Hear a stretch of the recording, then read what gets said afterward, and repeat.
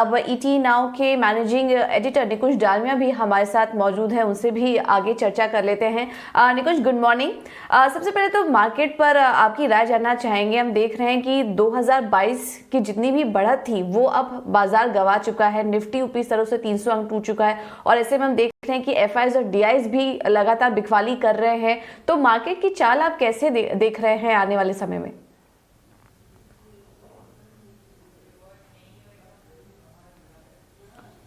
तो देखिए, अभी मार्केट में सेलिंग जो हो रही है, कल की जो सेल फिगर थी एफ आई और डी आई की, वो एक काफ़ी निराशाजनक फिगर है। निराशाजनक इसलिए बिकॉज अगर एफ आई तो बेच ही रहे हैं, एफ आई की बिकवाली इस प्रकार से चलती रहेगी तो डी आई की सेलिंग अगर ख़त्म हो जाएगी तो ज़ाहिर है मार्केट के अंदर और प्रेशर बनेगा। तो मार्केट अभी तक एक राहत की सांस ले रहा था कि भाई एफ आई बेच रहा था, डी आई खरीद रहा था।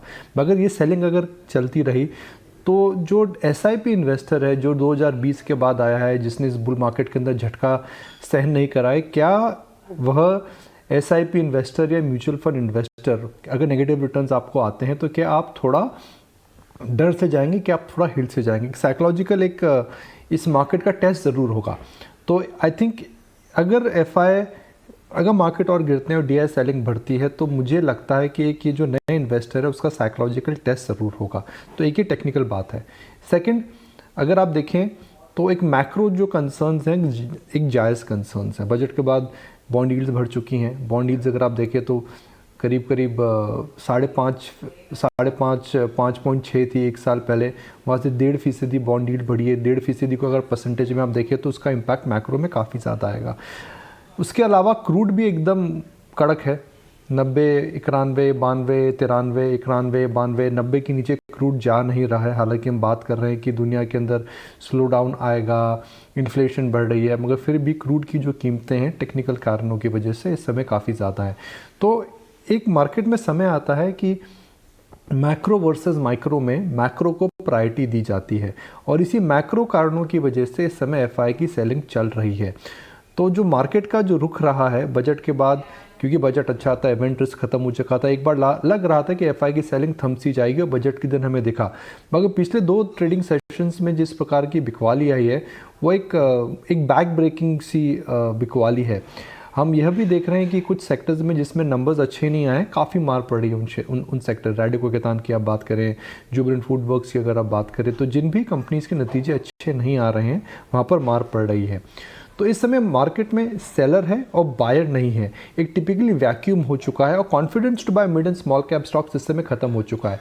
दिसंबर में जब मार्केट गिरे थे तो हमने बोला था कि भाई होमवर्क अपना रेडी करिए और अपनी बनाने वाली लिस्ट को पे नज़र रखिए। मगर मेरा मानना है कि अभी आप होमवर्क करके ज़रूर रखिए, मगर बाइंग का समय नहीं आया है।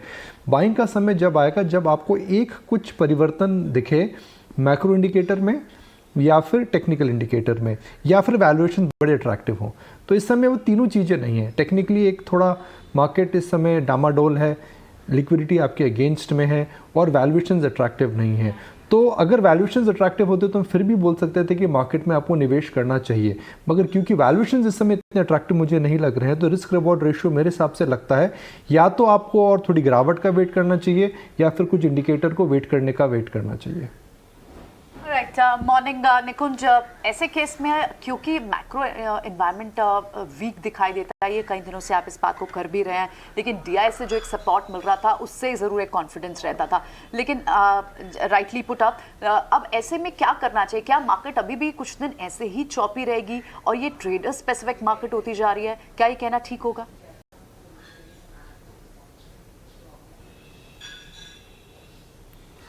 प्रियंका, सेलेक्टिव मार्केट में तो आप अच्छे मार्केट में आपको हमेशा बुरे शेयर मिलेंगे और एकदम बुरे मार्केट के अंदर आपको अच्छे शेयर मिलेंगे। अगर आप स्क्रीन देखेंगे तो इस समय ट्रेड जो है कुछ सिलेक्ट पीएसयू बैंक्स के फेवर में ज़रूर है। मुझे लगता है रियल एस्टेट के अंदर जो मंदी आई है, जो गिरावट आई है, उसमें रियल एस्टेट स्टॉक्स लेने ही चाहिए बिकॉज रियल एस्टेट की साइकिल एक प्रकार से टर्न हो चुकी है। अगर आप मैक्रो सेटअप देखें तो जब मैक्रो ख़राब होता है रुपये हमेशा नीचे जाता है, डॉलर स्ट्रेंथ करता है। आईटी स्टॉक्स करेक्ट हो चुके हैं, उनकी साइकिल अच्छी है। आईटी के अंदर साइकिल को लेकर के कोई समस्या नहीं है। आईटी में अगर मैक्रो ख़राब होते हैं तो रुपये का टेलविंड और बढ़ेगा। तो मुझे लगता है उनके अंदर नज़र ज़रूर रखनी चाहिए। मिड कैप आईटी स्पेशली काफ़ी इस समय करेक्ट हो चुका है। उन क्षेत्रों में नज़र रखिए प्रियंका जिनके अंदर हमें पता है या तो वैल्यूएशन रिस्क नहीं है, या फिर इन्फ्लेशन रिस्क नहीं है, या फिर एफआई का रिस्क नहीं है। एक समय आएगा जहाँ पर हमें इन्फ्लेशन के अगेंस्ट भी जाना पड़ेगा। जो स्टॉक्स हैं जिनके अंदर इन्फ्लेशन की काफ़ी मार पड़ रही है, उस इन्फ्लेशन और रॉ मटेरियल कॉस्ट की मार पड़ी है, उन स्टॉक्स को भी लेना चाहिए। देखिए एक समय आएगा जिसमें पिडिलाइट, एशियन पेंट्स, ये सब काफ़ी अट्रैक्टिव हो जाएंगे, बिकॉज अगर आप अभी ले रहे हैं तो ये क्वार्टर ख़राब रहेगा क्योंकि डिमांड में इम्पैक्ट रहेगा। क्रूड के दाम बढ़ चुके हैं तो एशियन पेंट्स से पिडिलाइट के रॉ मटेरियल कॉस्ट में फ़र्क पड़ेगा। वैल्यूएशंस को लेकर के स्टॉक्स कहीं गए नहीं है, पर I think we are away from that trade. मगर नियर टर्म पे कुछ for next 8-10 days, 10-15 days, I think IT will give you a bounce. इस बाउंस के लिए आपको रेडी रहना चाहिए। PSU banks are in a good space, I think उन पर नज़र रखनी चाहिए। और रियल एस्टेट की जो गिरावट आई है उसके अंदर रियल एस्टेट स्टॉक्स खरीदने चाहिए।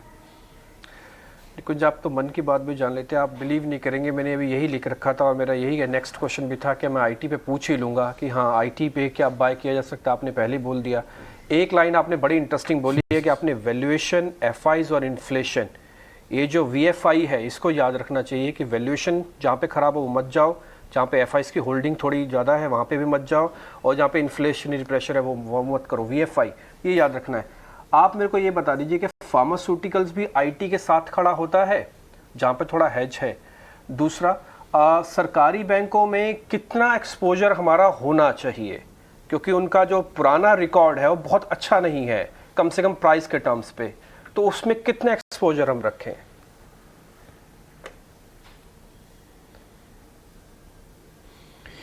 डिम्पी, फार्मा ने डिसअपॉइंट करा है, ज़बरदस्त डिसअपॉइंट करा है। लुपिन जैसी कंपनी जो मैं कभी कल्पना भी नहीं कर सकता था, जिसके मार्जिन 20% के ऊपर रहेंगे, डामाडोल होकर के 10% के आसपास आ चुके हैं। तो जाहिर है लार्ज कैप फार्मा और मिड कैप फार्मा में कुछ कंपनियों को हटा करके ऐसे कुछ बुनियादी परिवर्तन हो रहे हैं जो हमें अभी समझ में नहीं आ रहे हैं। समझ में नहीं आ रहे हैं मतलब जो मार्केट एक क्वार्टर पहले, एक साल पहले उनका मूल्यांकन उस प्रकार की स्थिति को समझ नहीं पा रहा। तो फार्मा के अंदर डिसअपॉइंटमेंट ज़रूर हो रहा है और फार्मा के अंदर नंबर नहीं आ रहे हैं, भले ही वो छोटी फार्मा कंपनी हो या भले ही वो लार्ज फार्मा कंपनी हो। तो फार्मा के अंदर क्योंकि नंबर्स को लेकर के इस समय जो मार्केट का अनुभव है वह बहुत अच्छा नहीं रहा है, तो मुझे नहीं लगता कि इस समय बुरी न्यूज़ को लेना चाहिए। देखिए डिम्पी, जब शेयर बाज़ार में इस प्रकार का सेल ऑफ होता है तो कारण समझना चाहिए, कारण क्या है। अगर तकनीकी कारण है तो फिर आपको उन स्टॉक्स में से दूर रहना चाहिए जिनके अंदर अर्निंग्स की विजिबिलिटी नहीं है। This is not the time where you want to say that भाई मैं बुरी न्यूज़ खरीदने वाला हूँ,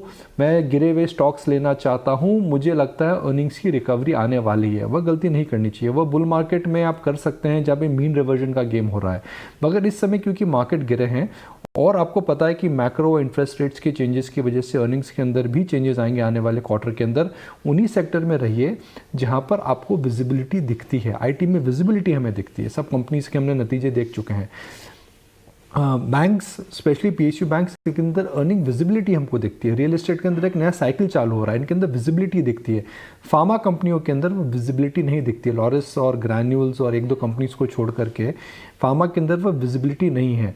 तो शेयर बाज़ार में कोई ऐसा रूल नहीं है कि just because a stock has fallen you should buy it. जहाँ तक PSU बैंक्स की बात है डिम्पी, डिपेंड कर रहा है आपका टाइम फ्रेम क्या है। देखिए PSU बैंक्स अगले 1.5 से 2 साल तक आउट परफॉर्म कर सकते हैं बिकॉज एक साइकिल का प्ले, एक मीन रिवर्जन का प्ले है, एक ये रिकवरी का प्ले है।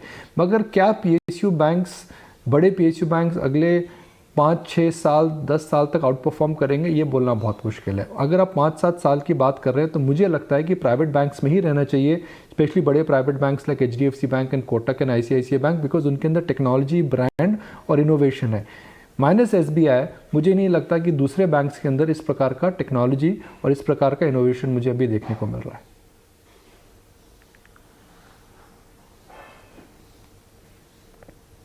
ठीक है, तो इस वक्त फार्मा में थोड़ा दबाव दे सकता है, लेकिन सरकारी बैंक, IT, रियल एस्टेट, ये सब सेक्टर काफ़ी अच्छे लग रहे हैं, तो यहाँ पर आप नज़र रखिए। नहीं कुछ बहुत बहुत शुक्रिया आपका जुड़ने के लिए और मार्केट पर अपना व्यू शेयर करने के लिए।